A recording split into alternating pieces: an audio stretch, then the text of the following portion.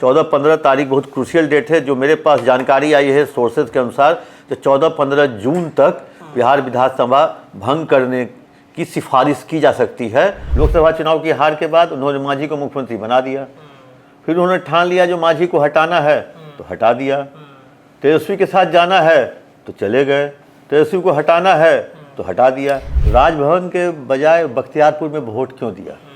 ताकि मीडिया का रूबरू नहीं हो उनसे, क्योंकि नीतीश कुमार के पास जो इनपुट है उसमें अगर है जो वो अगर 16 जो सीट पे लड़े हैं उसमें से अगर 4-5 सीट पर उनकी हार होती है तो वो बार्गेनिंग पावर में नहीं रहेंगे। फिर आपको हो सकता है तीसरी बार ये आरजेडी के साथ जाएंगे। पनोरमा ग्रुप, जो सोचता है वो करता है, आपके अपने सपनों का आशियाना। नमस्कार, भारत लाइव देख रहे हैं आप और ये झांझी का विश्लेषण है, चर्चा करेंगे। लेकिन उससे पहले बिहार में, देश भर में लोकसभा 2024 का चुनाव समाप्त हो चुका है। चुनाव के समाप्ति के ठीक बाद अभी रिजल्ट आया भी नहीं है कि एक चर्चा चलने लगी कि नीतीश कुमार एक बार फिर से पलटी मारने वाले हैं। तेजस्वी यादव इस वक्त दिल्ली में है। इंडिया गठबंधन, महागठबंधन की बैठक जो है वो वहां पर समाप्त हुई है और इसके बीच बैठक के ठीक 24 घंटे के बाद नीतीश कुमार तेजस्वी यादव के साथ दिल्ली में मौजूद हैं। क्या वजह है? क्या तेजस्वी यादव जो कह रहे थे वो सच होने वाला है क्या? अब ये चर्चा मीडिया घराने में लगातार चल रही है। हमारे साथ senior journalist Chandan Jha sir मौजूद है। कई लोगों से जब ये खबर पर सर की निगाहें पड़ी तो कई लोगों से सर लगातार फ़ोन पे बात कर रहे हैं, कई तरह के बातें उठ रही हैं। सीधे जुड़ते हैं, इनसे पूछते हैं कि सर नीतीश कुमार पलटी मारने वाले हैं क्या फिर से? क्योंकि जब ये खबर चल रहा है तो लोगों के मन में यही प्रश्न है, पलटी मारेंगे?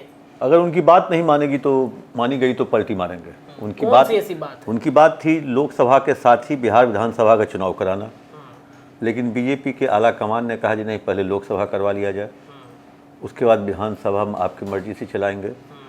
उसके बाद इनकी इच्छा थी जो ठीक है लोकसभा के बाद अक्टूबर-नवंबर में जो महाराष्ट्र और हरियाणा का चुनाव होने वाला विधानसभा और एक दो और छोटे स्टेट का है उसके साथ बिहार विधानसभा चुनाव करा लिया जाए। तो वैसी स्थिति में इसी मुद्दे पर वो बात करने के लिए आज वो दिल्ली गए हैं। अब देखते हैं जो उनकी बात कितनी मानी जाती है। अब ये आखिर विधानसभा चुनाव कराने की नौबत क्यों आई नीतीश कुमार को?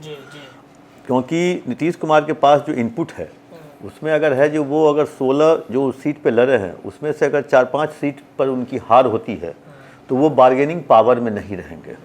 वैसी स्थिति में बीजेपी इनकी कोई बात नहीं सुनेगी। तो ये चाह रहे हैं फिर से कम बैक हों बिहार विधानसभा चुनाव कराकर, ताकि अगर एनडीए के साथ लड़ेंगे तो जो 43 है हो सकता है 53, 63, 73 हो सकता है।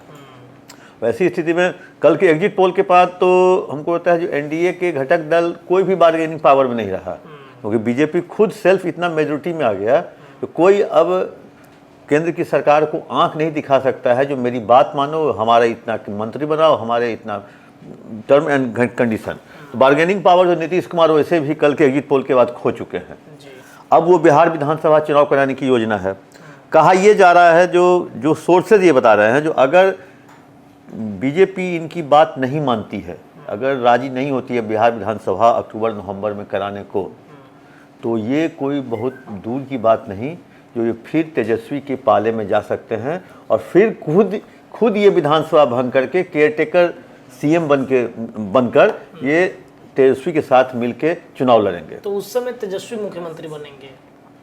नहीं, केयरटेकर तो यही रहेंगे, लेकिन लड़ेंगे उनके साथ अगर बीजेपी नहीं, क्योंकि ये अब चाह रहे हैं अपने आप को मजबूत करना। क्योंकि बीजेपी के सामने एक तो लोकसभा में कमजोर हो गए, विधानसभा में जैसे लगता है जो उनके रहमो करम पे ये सीएम है, 43 उनके, अब वहाँ उधर 80 के आसपास है, 80 के आसपास। तो नीतीश कुमार को नहीं होता है जो आंख से आंख नहीं मिला पा रहे हैं बिहार बीजेपी के नेताओं और दिल्ली के बीजेपी के नेताओं से, जो इनसे दुगना जो सीट लाया है वो डिप्टी सीएम है और उनसे आधे सीट लाने वाले ये सीएम हैं। तो ये एक तरह से कहें जो उनको पच नहीं रहा है, ये इसीलिए ये चाह रहे थे बिहार विधानसभा चुनाव लोकसभा के साथ कराना। केंद्र की सरकार या बीजेपी नहीं मानी, इसीलिए दिल्ली गए हैं। वैसी स्थिति में कहें तो 4 जून के बाद बहुत बड़ा फैसला नीतीश कुमार ले सकते हैं। जो मेरी जानकारी है 14 से 15 जून का जो डेट है वो बहुत क्रूशियल है बिहार विधानसभा के लिए, बिहार के लिए, क्योंकि उस दिन नीतीश कुमार कुछ फैसला कर सकते हैं। चाहे बीजेपी इनकी बात माने या न माने, ये विधानसभा भंग करने की, और नीतीश कुमार में की है जो चीज़ वो ठान लेते हैं वो करते हैं, करते हैं। चाहे उन्होंने ठान लिया जो इस्तीफा देंगे लोकसभा चुनाव की हार के बाद, उन्होंने मांझी को मुख्यमंत्री बना दिया। फिर उन्होंने ठान लिया जो मांझी को हटाना है तो हटा दिया। तेजस्वी के साथ जाना है तो चले गए, तेजस्वी को हटाना है तो हटा दिया। तो मुझे लगता है कि सर वो मांझी वाला प्रकरण क्या तेजस्वी यादव के साथ नीतीश दोहराएंगे, क्योंकि उनको एक समय मिल जाएगा, जैसा कि आप बता रहे थे उस समय भी समय मिला था। बीजेपी के साथ एक बार फिर से उनका गठबंधन हो गया, फिर उन्होंने जीतन राम मांझी को हटाया। क्या वो समय और बार्गेनिंग के लिए 1 साल के लिए बना भी सकते हैं? ये भी तो हो सकता है। देखिए, जेडीयू के पास एक बहुत बड़ी समस्या क्या है ना, जो उनका अपना वोट बैंक और पिछड़ा जो उनका वोट बैंक है उसको बचाने के लिए नीतीश कुमार काफ़ी जद्दोजहद कर रहे हैं, और इसी वोट बैंक पर सेंधमारी के लिए लालू प्रसाद यादव लगे हुए हैं, बीजेपी भी लगी हुई है, और इस वोट बैंक को उन्होंने 18 साल 19 साल तक संजो के रखा, एक तरह से उसको सींचा, और अंतिम समय में नीतीश कुमार नहीं चाहते हैं जो उनका वोट बैंक छटके। इसी में वो इसी कारण से वो चाह रहे हैं जो हम उस वोट बैंक को स्थिर रखने के लिए, अपने पाले में करने के लिए, अगर विधानसभा चुनाव हम समय से पूर्व करा लेते हैं तो इनका ये वोट बैंक इनके लिए काम आएगा, चाहे वो बीजेपी के साथ जाके करें या आरजेडी के साथ जाके करें। तो इसीलिए एक तरह से बचाने के लिए ये कर रहे हैं, और विधायकों की भी चिंता है, विधायक कहीं टूटे ना। विधायक की ये चिंता है जो विधानसभा चुनाव कैसे होगा, क्या होगा, अपने जो उनके बॉस हैं नीतीश कुमार, उनके हेल्थ को लेकर के, सरकार के कायाकल्प को लेकर के वो चिंतित रहते हैं जो आखिर 2025 में क्या होगा, किसके साथ। क्योंकि एक चीज़ जान लीजिए, जो पिछले 2020 में नीतीश कुमार किसके साथ लड़े थे चुनाव? सिंगल एनडीए गठबंधन के साथ, एनडीए गठबंधन के साथ। अब एनडीए गठबंधन के साथ जो इन्होंने लड़ा था, तो उसमें जो इनके विधायक जीत के आए थे वो आरजेडी के खिलाफ। अगर ये आरजेडी के साथ चले जाते हैं तो जिस एमएलए वो जीता था, कोई यादव एमएलए के खिलाफ और जीत के आया था, तो क्या उसके साथ वो सीट को शेयर करेगा? नहीं करेगा। तो ऐसी स्थिति में बहुत सारी दुविधा है। लेकिन एक चीज़ तो है, जो नीतीश कुमार का अचानक दिल्ली जाना, तेजस्वी का वहाँ पहुँचना, और कयास लगाया जा रहा है, जो राजनीतिक गलियारों में चर्चा हो रही है, जो नीतीश कुमार विधानसभा भंग करवाने को लेकर के बीजेपी के आला कमान को राजी करवाने के लिए दिल्ली गए हैं।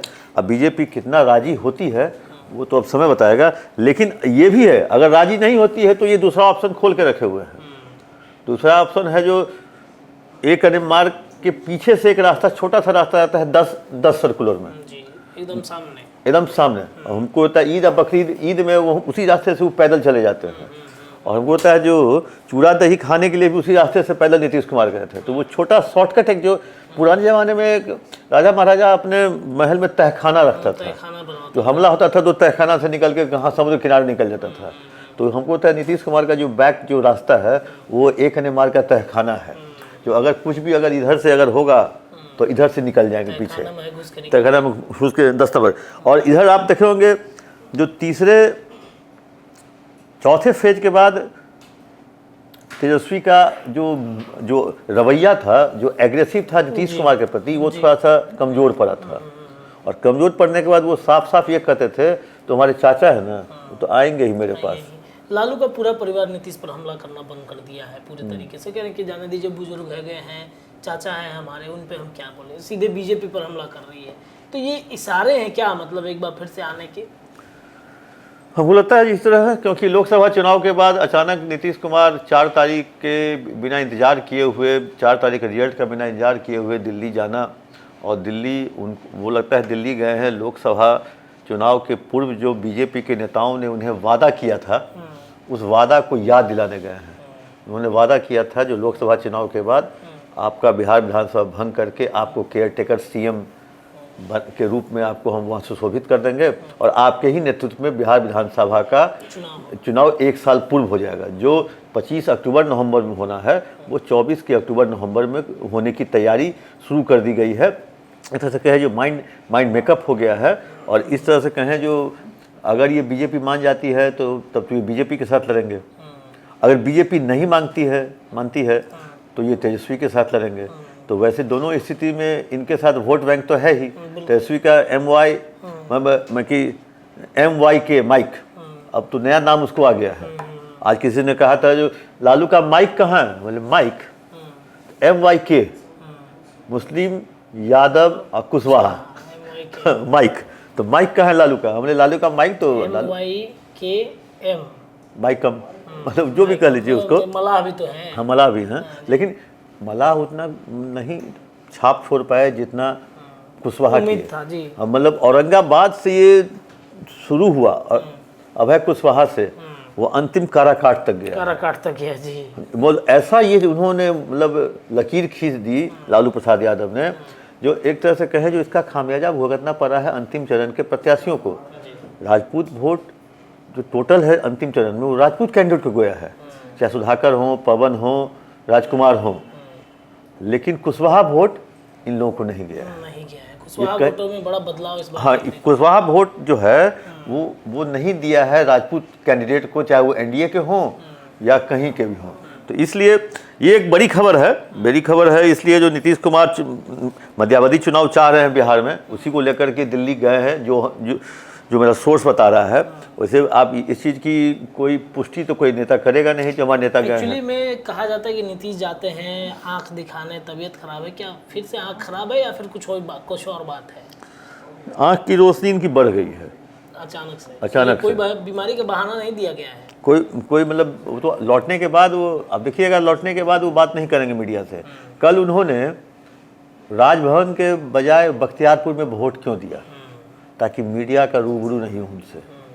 अब पटना से बख्तियारपुर में कोई बड़ा ही चैनल ANI टाइप के लोग ही वहाँ जाएंगे, वहाँ पे भी उन्होंने कुछ नहीं कहा है। कुछ नहीं कहा जी। और दिल्ली में भी कुछ नहीं कहा। आज फ्लाइट से उतरते हुए विजुअल आप ही बता रहे हैं। अमूमन देखा जाता है तो नीतीश कुमार कुछ ना कुछ जरूर बोलते हैं, और कल तो भाई उन्होंने वोट दिया था तो मोदी पर तो जरूर बोलना चाहिए था उनको, NDA गठबंधन पर तो जरूर बोलना चाहिए था, जैसा तेजस्वी यादव बड़ा एग्रेसिव होकर बोल रहे थे। सबसे बड़ी समस्या क्या है ना, जो लोकसभा चुनाव के बाद लोकसभा चुनाव में नीतीश कुमार की स्थिति क्या रहती है और क्या इनकी हैसियत रहती है एनडीए में, बीजेपी इनको किस हैसियत में रखती है, ये सब डिपेंड करता है। इसलिए ये चाह रहे हैं जल्दी चुनाव कराना, और चुनाव करा के विधानसभा में अपनी हैसियत बढ़ाना चाहते हैं, अपनी हिस्सेदारी बढ़ाना चाहते हैं। जो पिछले बार चिराग पासवान ने इनकी हिस्सेदारी कम कर दी, मतलब 73 से 43 पे ला दिया, इसके लिए ये आरोप सीधे तौर पे वो चिराग पासवान पे लगाते हैं।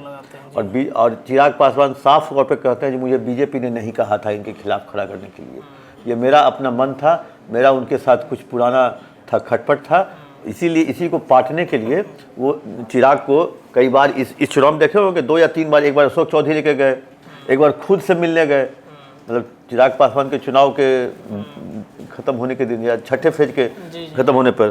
तो वैसी स्थिति में नीतीश कुमार अपनी जो हैसियत है एनडी में, अपना जो कद है उसको बढ़ाने के लिए ये चाह रहे हैं जो बिहार विधानसभा का मध्यावधि चुनाव हो जाए, मतलब समय से पूर्व चुनाव हो जाए, और जिसमें केयर टेकर ये रहें। और ऐसी स्थिति में अगर बीजेपी आला कमान नहीं मानती है तो वो दिन फिर आपको हो सकता है तीसरी बार ये आरजेडी के साथ जाएंगे, और आरजेडी के साथ जाएंगे तो, और पॉलिटिक्स में लोग बहुत जल्दी भूलता है, जनता भी भूल जाती है, जो ये बार बार बोल के आए हैं जो हमने 2 बार गलती की, तीसरी बार गलती नहीं करेंगे। इस बार भी तो बोला है। हाँ, लेकिन हमको लगता है जो बीजेपी आला कमान अगर वादा की है तो निभाएगी जरूर, क्योंकि बीजेपी कोई क्षेत्रीय पार्टी नहीं है, कोई बहुत छोटा, उसके भी आजकल कश्मीर से कन्याकुमारी तक उनके भी कैडर हैं। तो बीजेपी ने अगर वादा किया है जो हम जलियापल्ली लोकसभा के बाद आपका बिहार विधानसभा चुनाव हम समय से पूर्व करवा देंगे, आपका कद हम बढ़ा देंगे, आपको 43 से हम 73 पे फिर ला देंगे। मतलब ये स्पष्ट समझा जाए कि नीतीश कुमार की तरह बीजेपी बेवफा नहीं है, बीजेपी जो वादा करती है वो निभाती है, ये बात तो सही है। इसलिए हम लोग को अब इंतजार करना होगा 14-15 तारीख तक। 14-15 तारीख बहुत क्रूशियल डेट है, जो मेरे पास जानकारी आई है सोर्सेज के अनुसार, तो 14-15 जून तक बिहार विधानसभा भंग करने की सिफारिश की जा सकती है। और सिफारिश करने के साथ जब तक केंद्र का आदेश नहीं आएगा तो राज्यपाल उसको मानेंगे भी नहीं, और राज्यपाल के मानने के बाद इनको केयरटेकर सीएम भी बनाया जा सकता है। वैसी स्थिति में तब अगले 3-4 महीने में बिहार विधानसभा चुनाव होगा, और अगर इनकी मांग मान ली जाती है तो ये बीजेपी के साथ लड़ेंगे, नहीं मांग मानी जाती है तो फिर ये सत्ता बदल देंगे, फिर टोटल बीजेपी के मंत्री को बर्खास्त कर देंगे, क्योंकि मुख्यमंत्री के पास तो पावर है बर्खास्त करने का, जैसे उन्होंने पहले भी किया था। चलिए, तो देखिए ये स्थिति है बिहार की राजनीति की। नीतीश कुमार के दिल्ली जाने के मतलब क्या है, मायने क्या है? बिहार विधानसभा को भंग कराना है। नीतीश कुमार से डील बीजेपी की शायद इसी वजह से हुई थी कि जैसे ही लोकसभा खत्म होगा विधानसभा की तरफ हम रुख करेंगे। अभी तो रिजल्ट आना बाकी है। क्या रिजल्ट आने के पहले ही नीतीश से किया हुआ वादा बीजेपी निभाएगी? ये देखना बड़ा दिलचस्प होगा। 4 तारीख को रिजल्ट आएगा, उसके बाद ही कुछ मुझे लगता है कि भारतीय जनता पार्टी फैसला कर सकती है। इस खबर में इतना ही, लेकिन विश्लेषण लगातार भारत लाइव पर जारी है। बहुत बहुत धन्यवाद। पनोरमा ग्रुप, जो सोचता है वो करता है। अगर ये वीडियो पसंद आई और वह बिहार के राजनीति और बिहारियत से सरोकार रखेनी तो सब्सक्राइब बटन दबा के चैनल के सब्सक्राइब कर ली। ओजे एगो घंटी बा, ओकरा बटन दबा देला से कुल सटीक और मारक खबर रुआ मुफ्त में मिल जाई। अगर रुआ पत्रकारिता के हमनी के नया प्रयोग में सहयोग कर चाहतानी तो ज्वाइन बटन दबा दी। पेटीएम नंबर नोट कर ली 9386816700। धन्यवाद।